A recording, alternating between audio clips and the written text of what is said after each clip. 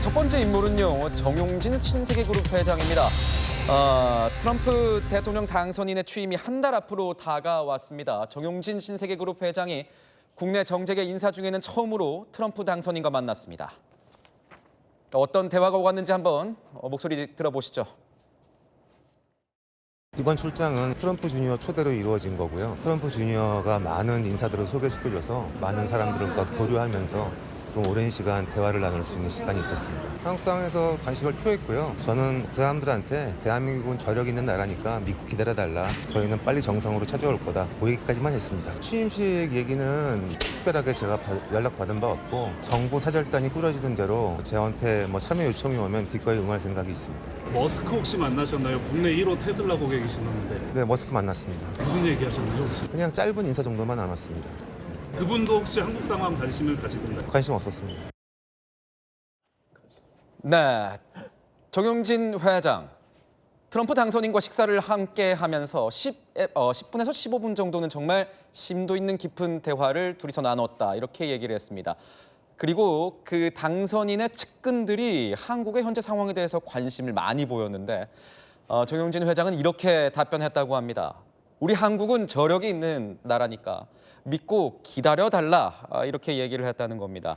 박성민 최고위원님, 다행이라고 할까요? 이런 상황이 정말 계엄 이후에 어려운 상황이었습니다. 외교 공백 우려되는 이런 상황이었는데 트럼프 당선인 측과 이 정부 간 교류가 사실상 중단된 상황에서 정용진 회장이 뭔가 물꼬를 텄다.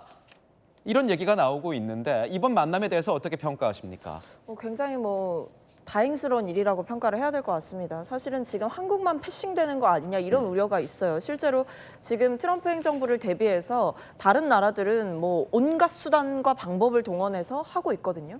근데 지금 보면 이 대한민국의 상황 때문에 어떤 이 외교 상황에 적극적으로 투입되지 못하고 있다 이런 우려가 있는데 보니까 트럼프 주니어와의 인연 때문에 이 정용진 회장이 좀 만날 수 있었던 것 같습니다.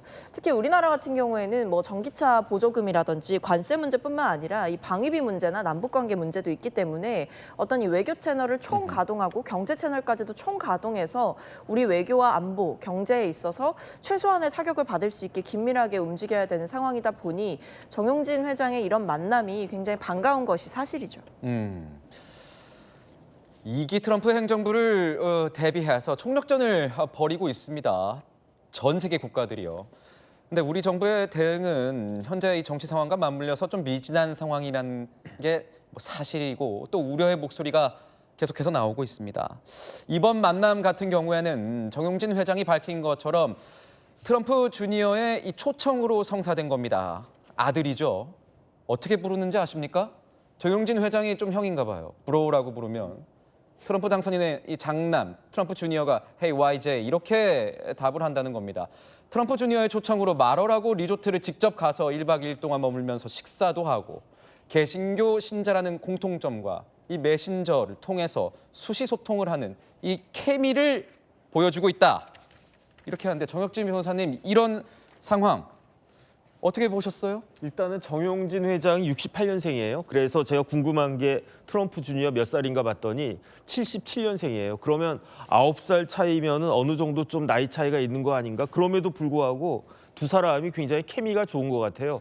정용진 회장도 미국에서 유학을 했고 미국에서 대학을 나왔으니까 아마 미국 문화나 영어에 대해서 영어를 굉장히 잘할 것 같고 그다음에 좀 전에 나왔지만은 트럼프 주니어가 교회를 굉장히 열심히 다니는 것 같거든요. 그런데 정용진 회장도 그 크리스찬이라고 하니까 그런 면에 있어서도 케미가 맞는 것 같고 더 중요한 건 뭐냐면요. 트럼프 주니어가 아버지 트럼프 대통령이 사업할 때, 20살 때 이미 한국의 아버지와 같이 한국에 왔던 그 기억이 있고요. 그다음에 한국을 굉장히 좋아하는 것 같아요. 최근에도 공식적 또는 비공식적으로 3차례나 한국에 왔다라고 이야기를 하니까 그다음에 한국에 올 때마다 정용진 회장하고 자꾸 어울렸다라고 하니까 이 두 사람 사이에 이와 같은 그 케미가 지금 같은 우리나라 상황에 있어서 정용진 회장이 일정 부분 역할을 할 수 있는 계기가 된 것이 아닌가 싶습니다. 네, 트럼프 주니어와 정용진 회장의 각별한 친분은 말씀해 주신 대로 사실 몇 차례 언급된 바 있습니다. 당초 3박 4일 일정으로 이 마러라고 자택, 리조트 방문할 예정이었는데 1박 2일을 더 늘려가지고 더 오랫동안 체류 일정이 길어졌습니다. 두 사람 SNS를 통해서 이 대중들과의 소통 활발히 하는 이런 공통점이 있습니다. 그래서 아까 물어봤죠. 정용진 회장에게. 현재 그림자 대통령 최측근이라고 불리는 인물이 있죠. 일론 머스크 혹시 만났느냐 하니까 만났다고 이렇게 답변을 했습니다. 오늘 아침 동아일보 보도에 따르면요. X 사업, 그러니까 이 SNS 사업과 관련된 이 방향성을 공유했다. 협업 가능성도 좀 논의가 됐다. 이런 얘기가 나오고 있습니다. 오신환 교수님. 네네. 뭔가 진짜 사업이 벌어질 것 같기도 하고 이런 사업이 벌어지는 과정에서 민간 가교 역할도 할 것 같아요. 어떻게 보세요? 이게 트럼프 행정부에서 일론 머스크의 역할이 굉장히 지금 중요하게 역할을 차지하고 있고요. 특히 정용진 회장이 트럼프 일가와 오랫동안 이렇게 인연을 맺어온 것은 지금 언론을 통해서 알려졌잖아요. 특히 일기 트럼프 행정부에서의 쿠슈너라고 하는 그 사위가 큰 역할을 했었는데 그 2기 트럼프 행정부에서 대선 과정에서부터 지금 트럼프 주니어가 그 아들이 그 역할을 좀 많이 했다는 거 아닙니까?